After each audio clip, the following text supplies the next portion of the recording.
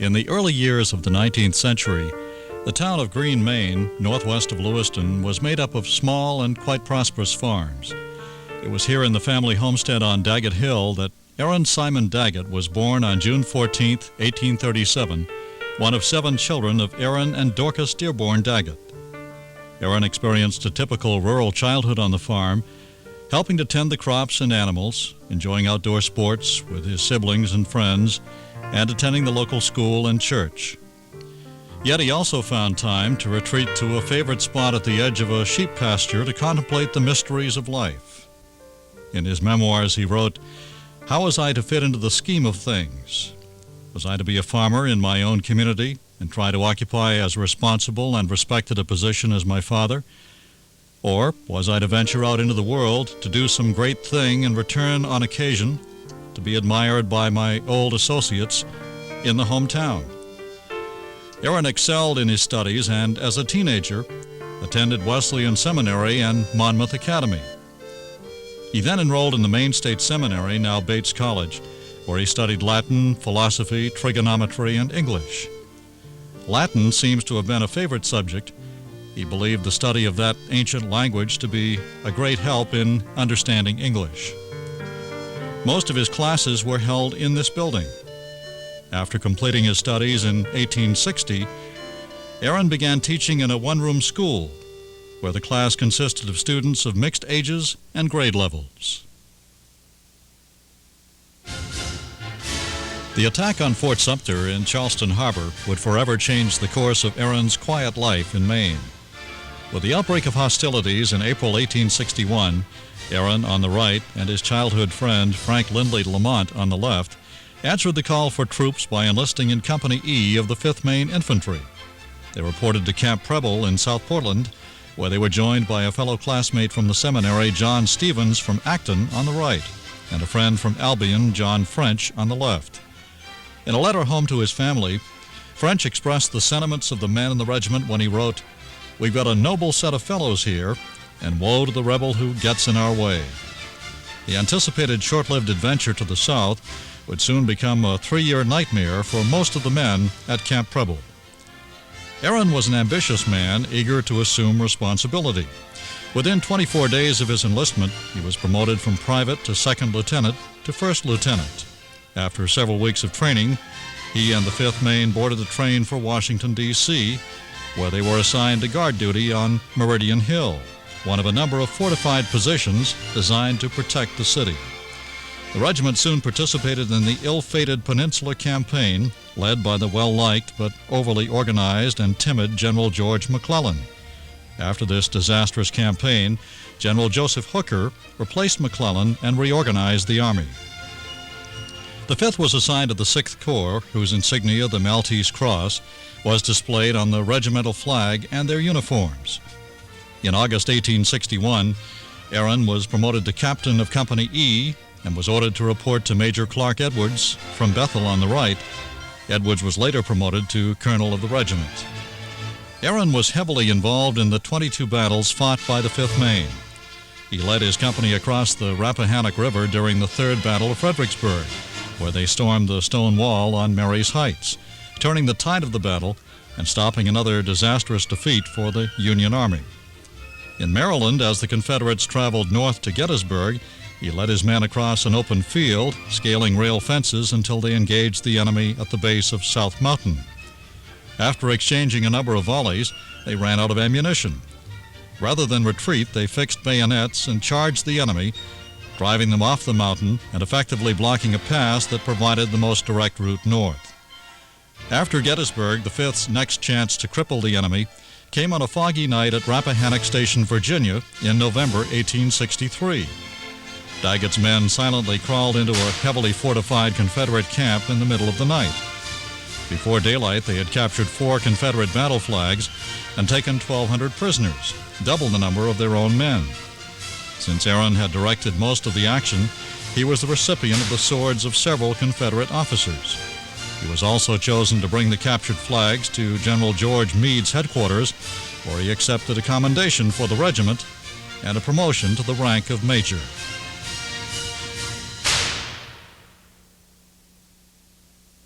That same month, Aaron was court-martialed.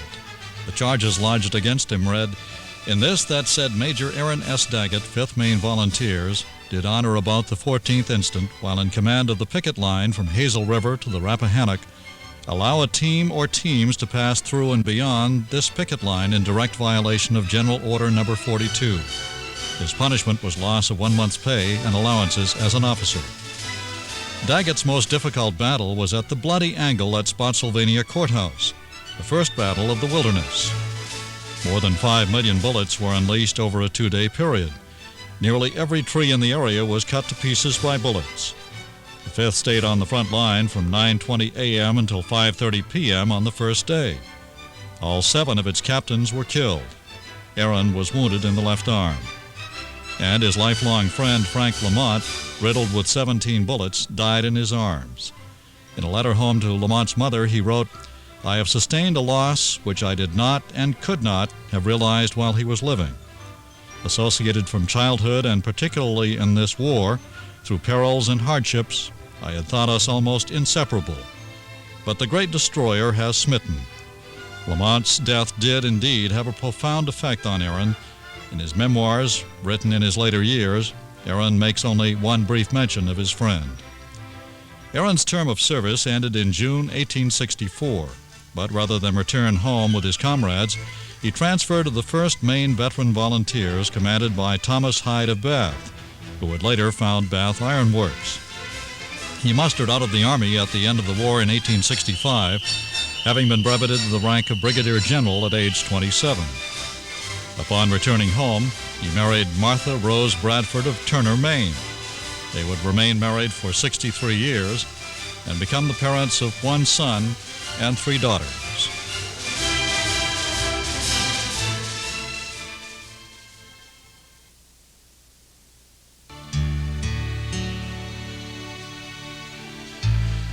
Army life agreed with Aaron, and at the end of the war, he hoped to obtain a commission in the regular Army.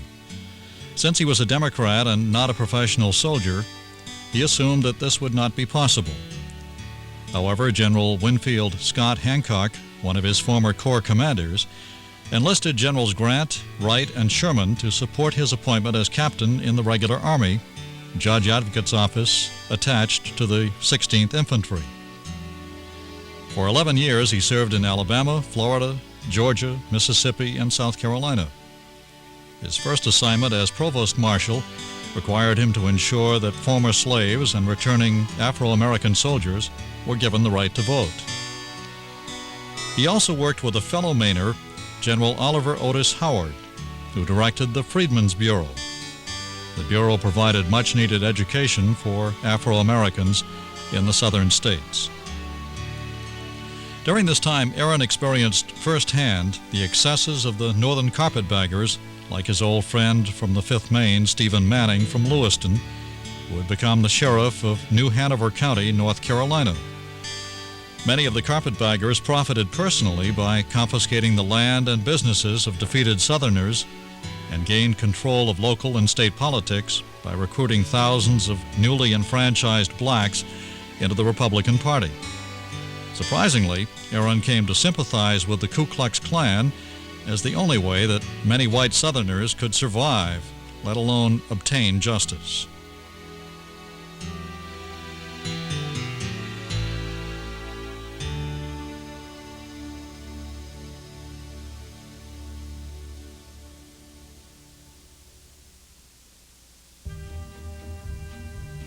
In the 1870s, the Washington and Idaho territories experienced a second wave of white settlers from the east. The peaceful Native American tribes in the area were being forced from their homeland by the onrush of land-hungry settlers. Daggett was sent west as a captain in the 2nd Infantry. He was assigned to a total of 17 posts in Montana, Colorado, Nebraska, and Washington State. Most of the western forts from that era were laid out like Fort Douglas, Colorado. Contrary to what we see in Hollywood films, many of these forts had no outer walls. The buildings were sturdy structures, usually made from adobe because wood was needed for fuel, and adobe was not flammable. The buildings were sparsely equipped with only the bare essentials. The 2nd Infantry, an Afro-American unit commanded by Aaron's old friend Oliver Otis Howard, was assigned to move the Nez Perce tribe from its traditional home in Washington State to a reservation in northeastern Idaho. The Nez Perce were at peace with the white settlers. They never harmed them, and in turn, the whites often supplied them with food. Led by their chief, Thunder Rolling Over Mountain, known to us as Chief Joseph, the tribe embarked on an incredible 2,000-mile journey to Canada and freedom. During the chase, Chief Joseph's warriors engaged the soldiers in 14 battles, winning them all. If they were outnumbered or outmaneuvered, they simply vanished into the mountains. The tribe was finally forced to surrender just 25 miles short of the Canadian border. The Army, frustrated by the inability of its well-fed and rested cavalry mounts to keep up with the Indian horses, decided to try bicycles as a new mode of transportation for the troops.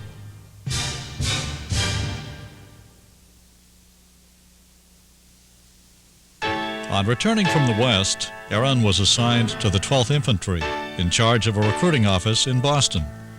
He subsequently held a number of other East Coast administrative jobs. This healthy respite from active duty allowed him to once again have a normal life with his wife and children. The family settled into Mrs. Daggett's parents' home in Cambridge, Massachusetts. It was during this time that Aaron began to spend a great deal of time on Peaks Island with his comrades from the Fifth Maine. Just 2 years after the end of the Civil War, the men of the Fifth Maine formed a memorial society and held what would become their annual reunion. The men and their families gathered each June 14th, most often on Peaks Island, to renew friendships and reminisce about their war experiences. By the 1880s, their wives and daughters were tired of sleeping in tents at the reunions and convinced the men to provide more suitable accommodations. One, Mrs. Lewis Goodwin, presented the Memorial Society with a piece of oceanfront land on which to build a regimental cottage. The Fifth Maine Regiment Memorial Hall opened on June 14, 1888, to much fanfare. Comrades from many regiments attended the dedication. Colonel Joshua Chamberlain was the first of many to sign the guest book. The Portland papers reported the hall to be a splendid building. Funds to finance construction of the hall were raised by selling shares in the Memorial Society and by selling engraved window panes to veterans and families of deceased veterans. Each company in the regiment sponsored one large window. General Daggett donated the large pane in Company E's window. Aaron and his comrades enjoyed themselves on Peaks, then called the Coney Island of Maine. Fishing for cunner was a favorite sport. Attending plays and musicals at the Pavilion Theater was also a popular activity. Although he did not drink, Aaron sometimes accompanied his comrades to the Greenwood Garden Beer House for a glass of sassafras beer or root beer. In 1889, Aaron attended the dedication of the Fifth Maine Monument at Gettysburg. He was part of a large contingent of Maine veterans, led by Joshua Chamberlain, that traveled aboard a chartered train to Gettysburg for that somber occasion.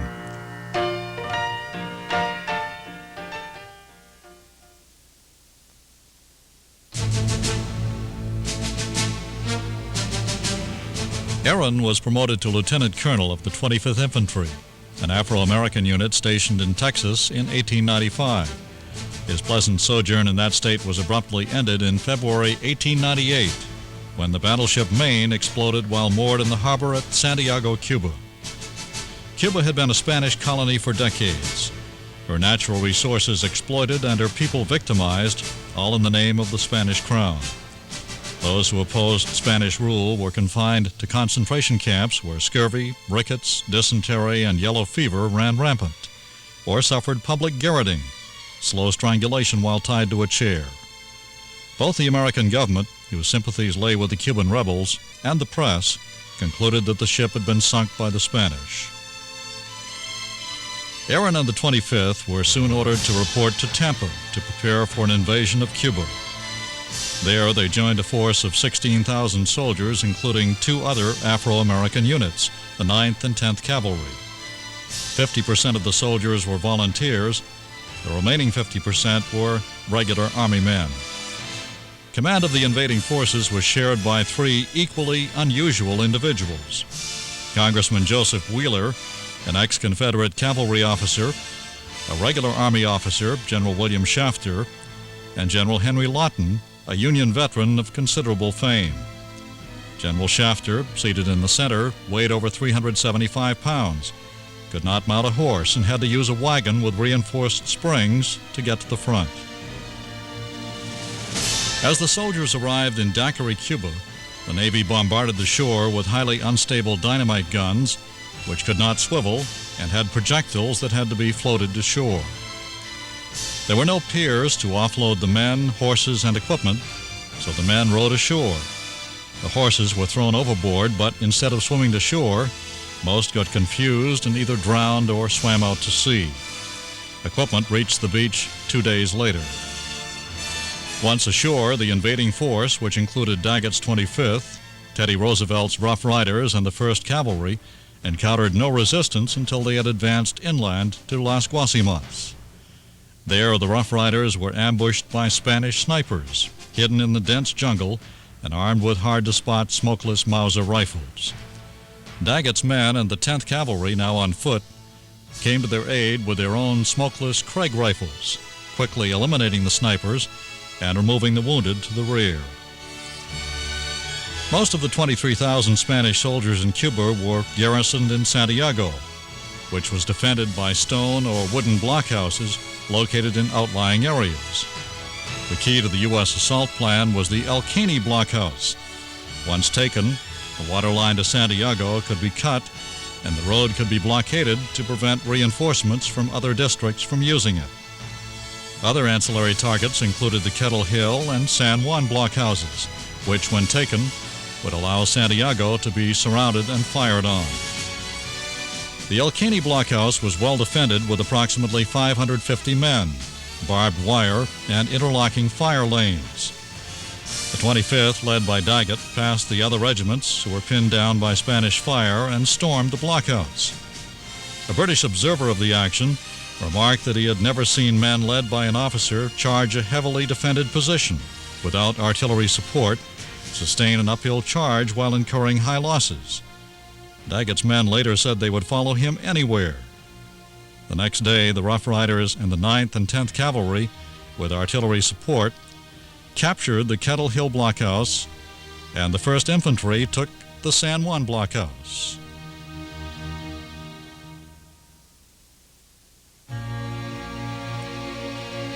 The press played a tremendous part in leading the charge towards America's involvement in Cuba. Publishers Randolph Hearst and Joseph Pulitzer perceived the conflict with Spain as an opportunity to increase circulation by printing sensational anti-Spanish stories written by well-known authors like Stephen Crane and graphically illustrated by talented artists such as Frederick Remington. Their one-sided reports of alleged Spanish brutality towards Cuban rebels created a frenzy among the American people. Hearst's use of headlines set in enormous black letters, full-page editorials, and provocative cartoons became the trademarks of this yellow journalism. The success of Daggett and his black troops in rescuing Roosevelt at Las Guasimas and capturing the El Caney and San Juan Hill blockhouses went virtually unreported in the press, a victim of yellow journalism. Many soldiers, among them Aaron and his men, contracted yellow fever in Cuba. Upon returning home, the white soldiers, including Daggett, who was unconscious at the time, were evacuated to a hospital on Long Island, New York. The Afro-American soldiers were sent to Tampa, where many of them died because they received little treatment, in spite of the fact that news reports from Cuba noted that their actions were largely responsible for ending the war quickly. As a result of his actions at El Caney, Aaron was breveted to brigadier general for the 2nd time. He then returned to the regular army as colonel of the 14th Infantry at Fort Huachuca, Arizona. However, before setting out for his new post, he had one last matter relating to Cuba to attend to.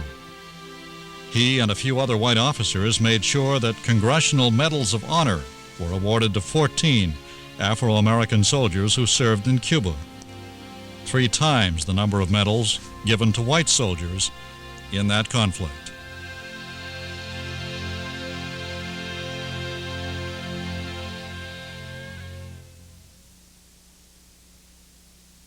The end result of the Spanish-American War was that the United States had become an imperial power.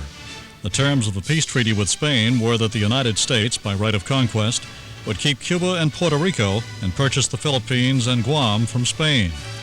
At first, the Filipinos believed that the United States would grant them the independence that they had sought from Spain for over 10 years. But when American soldiers landed and occupied positions formerly held by the Spanish, they knew this was not to be, and the insurrection was on.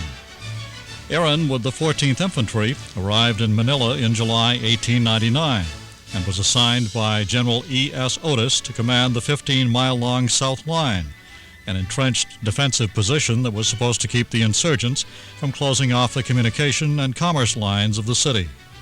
A few months later, this line was cut by the Filipinos at Imus and Becun, and Daggett was forced to go on the offensive to drive out what he discovered was an underarmed, poorly equipped and fed, but determined foe. He would later say that he felt like a murderer firing on Filipino patriots.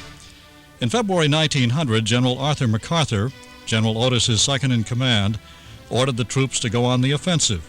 He sent units deep into the interiors of the islands, blockaded one island from another, and managed to capture the insurgents' capital of Malolos, only to find that the rebels had disappeared into the jungle to establish another capital 50 miles away. Daggett participated in these skirmishes, but was more concerned with the guerrilla tactics practiced by the rebels, particularly the Moros, a band of natives from Mindanao, who wrapped their joints in tightly wound bandages, then jumped from the cover of the jungle into a marching column of enemy troops to attack them with machetes. MacArthur had been named military governor of the Philippines, and as such was expected to work with the political governor, William Taft, who would later become President of the United States. Daggett's unit had been assigned to the Provost Marshal's office, a posting that gave Aaron an opportunity to observe what he felt fueled America's objectives in the Philippines, greed and a hunger for power. He did not believe that the United States should become an imperial power with colonies to promote trade. He wrote, "Commerce does not follow the flag, it follows the line of least resistance." As the 20th century dawned, China was a plum to be plucked. The Japanese had recently won a spectacular victory against the Chinese, proving that the country could not defend itself. Almost every major nation was now interested in exploiting China's weaknesses. The Dowager Queen, Empress of China, felt threatened by everything Western, yet she knew that she would provoke a war if she used her soldiers to chase all foreigners out of the country. So she enlisted the help of a benevolent organization, the Society of Clenched Fists, commonly known as the Boxers, to harass or kill missionaries, businessmen, and emissaries from other countries. President McKinley, a Republican, was caught in a very unpleasant position. The Democrats wanted him to stop his quest for lands to annex, but his own party warned him that the United States must maintain its open-door policy in China to keep other nations from grabbing all the land. His response was to send a small force to Peking to free the American delegation of diplomats and Marines under siege by the Boxers, and at the same time to make sure that this relief action did not expand into an effort to conquer all of China. In July 1900, Daggett and the 14th Infantry were ordered to leave the Philippines and join a multinational force of British, Indian, Russian, Japanese, German, and French troops to provide relief to the foreign delegations housed in the imperial city of Peking. They landed at the coastal town of Tiantian, since the rail line between that town and Peking would provide them with a quick and direct route. Based on Daggett's seniority, he was now 63 with 40 years in the Army.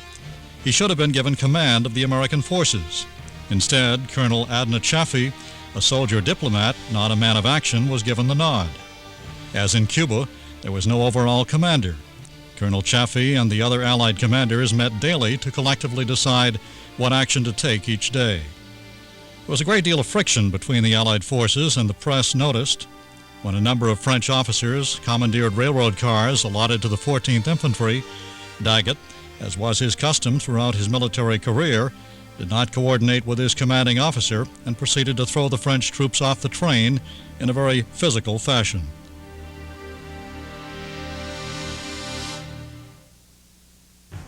Daggett engaged in significant battles against superior Imperial Chinese troops at Tangsun and Persang before reaching Peking. In both battles, he conceived and led charges that resulted in victory. The imperial city was actually 3 cities in one. First the imperial city, then the Tartar city, and in the center the Forbidden City, where no Westerner had ever been allowed. Each was separated by 30-foot high and 30-foot deep primary walls and a number of secondary walls, all with staunch gates. The foreign delegations were in the Tartar city, the Dowager Queen in the Forbidden City. The Allies attacked the outer walls but were immediately repelled by well-equipped imperial troops strategically positioned on the walls. The Russians, however, had entered an open gate and were caught in the crossfire between 2 walls. Daggett, seeing the situation, asked for a volunteer to scale the wall using handholds left by fallen bricks. Calvin Titus stepped forward and led the 14th Infantry to the top of the wall, where they routed the Chinese and saved the Russians. After this action, the Allied commanders notified Daggett that he was to single-handedly attack the walls and force his way into the Forbidden City. Instead of laughing off this seemingly impossible assignment, he enlisted the help of Lieutenant Charles Summerall from Riley's battery and a Gatling gun contingent from the Afro-American 9th Cavalry.